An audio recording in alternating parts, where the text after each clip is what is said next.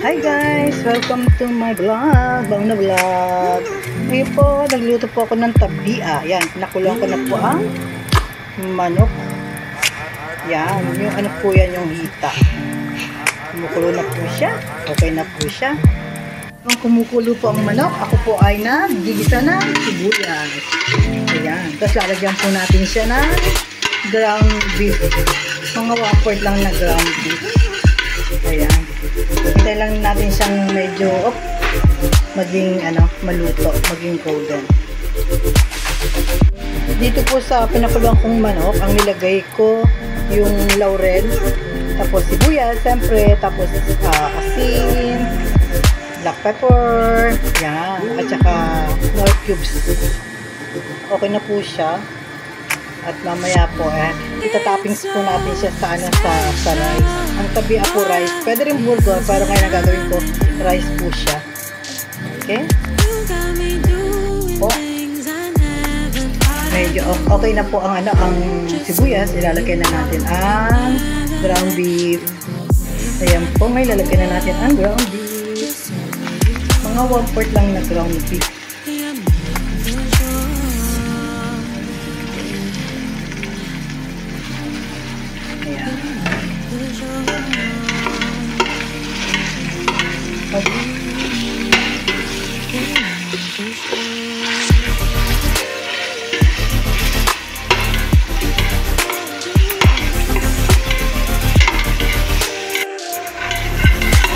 Okay na po ang ground beef. Lalagay po natin ang rice, American rice. Ayan po. Yan, busan natin ang American rice. Opa. Kunin ko lahat kasi sayang. Ang sasabaw po dyan, yung lalagay kong tubig, yung pinaglagaan ko ng manok. Ayan. Isa lang natin siya ng mga sutay lang natin siya ng mga 2 minutes.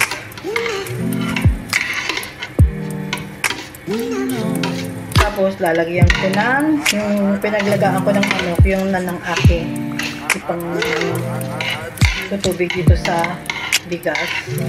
Tapos yung spices niya, syempre black pepper, 7 spices, at saka cinnamon. Yan lang po ang aking Tapos lalagyan ko rin ng nor cubes ulit. Tapos syempre try kung kulang pa sa asin, pwede natin lagyan ulit ng asin. Kasi yung pinanilaga ko sa manok, syempre nilagyan ko naman po ng asin at saka ng isang nor cubes. Ngayon dito, pag siya, okay ang lasa niya, hindi na natin lalagyan ng asin. Mga 2 minutes na na pag-saute ito sa bigas. Tapos, lalagyan na natin ng tubig yung pinaglagaan ng manok.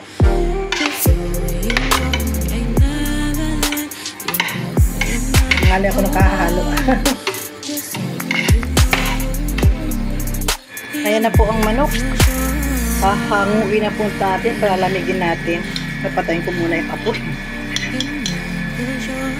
Ayan. Ito po ang ipagtatoppings ko sa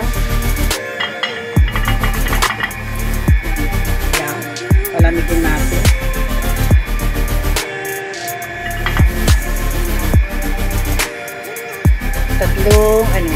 Tatlong hita. Ayan. Huwag kang malalaglag. Ayan. Tatlong hita. Side natin. Palamigin. Yan na po mga kapatid. Ngayon, ilalagay na natin ang pinagsabawan natin. Ito. Sabawan ng manok. Na pinaglagaan natin sa manok. Ayan. Huwag na natin isama yung laurel. Ayan siya. Kung may laurel, tanggalin. Pwede naman na isama, kaya lang huwag na natin isama.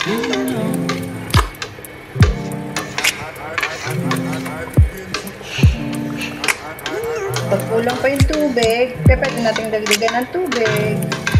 Pero hindi na yung pinagkuluan.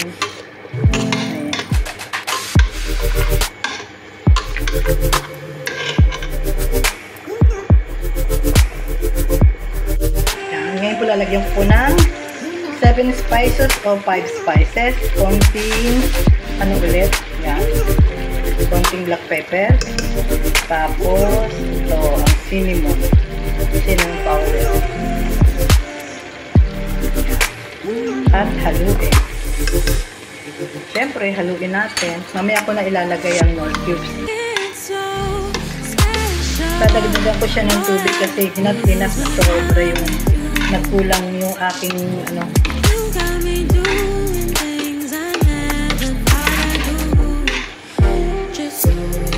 Para hindi man mahilaw ang ating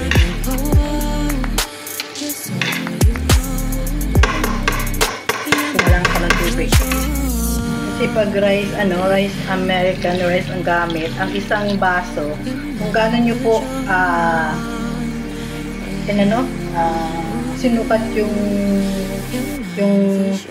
rice, gano'n din po yung yung tubig na ilalagay nyo. Kunyari, ang isang basong rice, 2 basong tubig.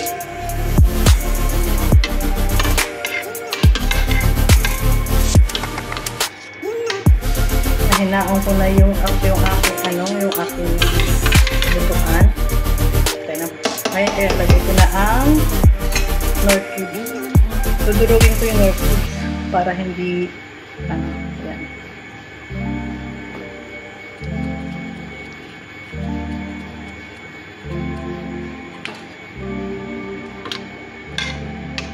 Kung gusto nyo po maglagay ng, ng saffron para may kulay, at dagdag pampalasa, pwede naman po saffron. Ayan. Hintayin na lang natin maluto. Balikan natin mamaya, mga kapatid. Tingnan po natin mga sisi. I'm using pork para hindi siya hindi madurog yung yung bigas, yung kanin. Panghalo. Ayan. Tapos pinakailangan para hindi masunog. And try ko lang yung rice kung pero may tubig pa siya, matagal na.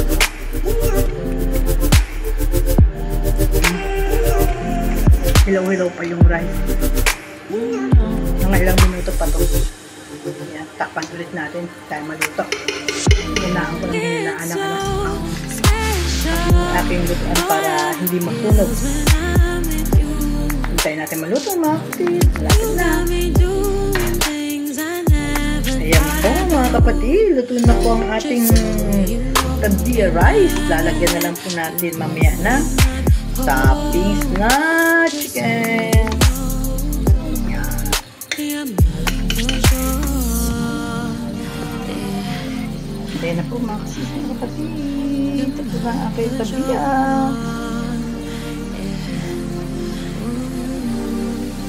You're mine for sure.